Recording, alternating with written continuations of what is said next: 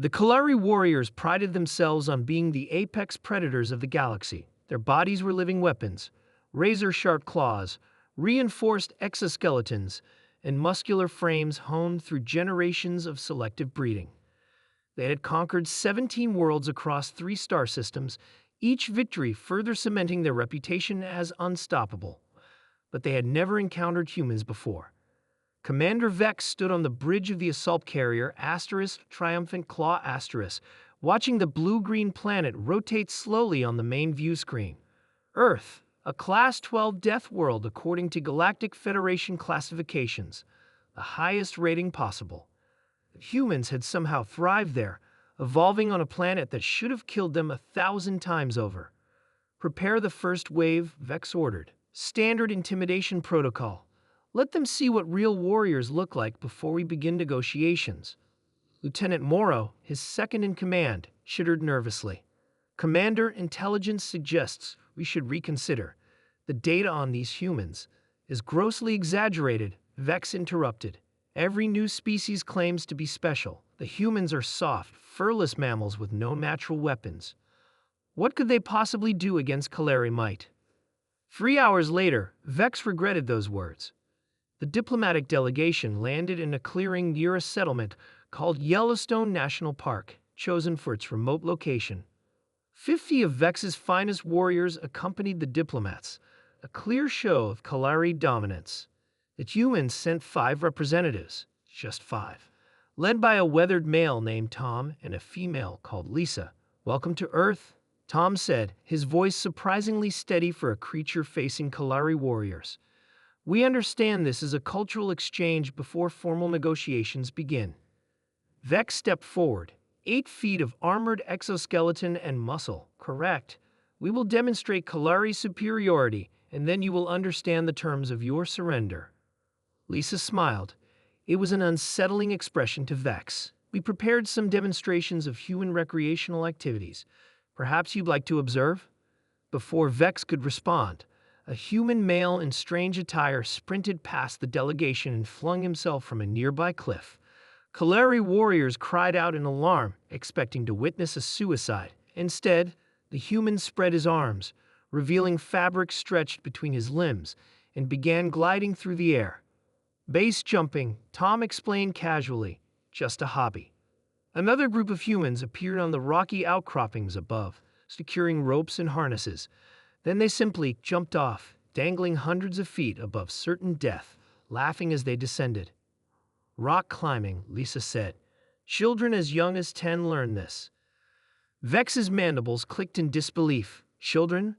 Before he could process this, a thunderous noise approached. A human on some kind of 2-wheeled machine came flying over a hill, spinning in midair before landing with a crash that would have shattered Kalari bones. The human simply stood up, waved, and rode away. "Motocross," Tom said. "Weekend entertainment."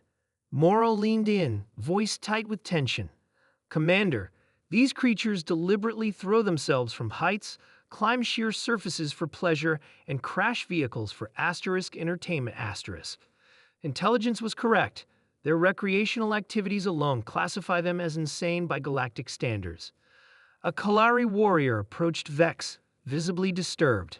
"Commander, I've been monitoring their information networks. Humans routinely enter the ocean, filled with apex predators, for something called surfing.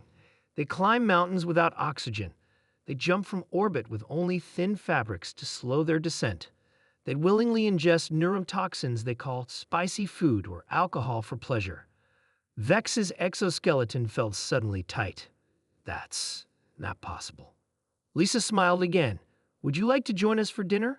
Or having a barbecue, cooking animal flesh over open flame?"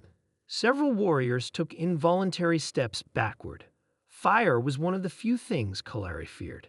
"They cook with fire," Morrow whispered, "for fun." Tom checked a device on his wrist. "We also have a storm coming in. Should make for some excellent tornado watching later." "You watch storms?" Vex asked, his voice barely audible.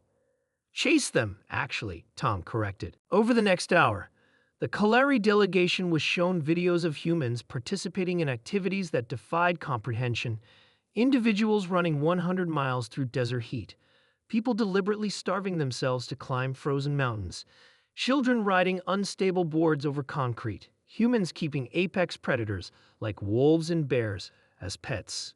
By sunset, not a single Kalari warrior could maintain their intimidation posture.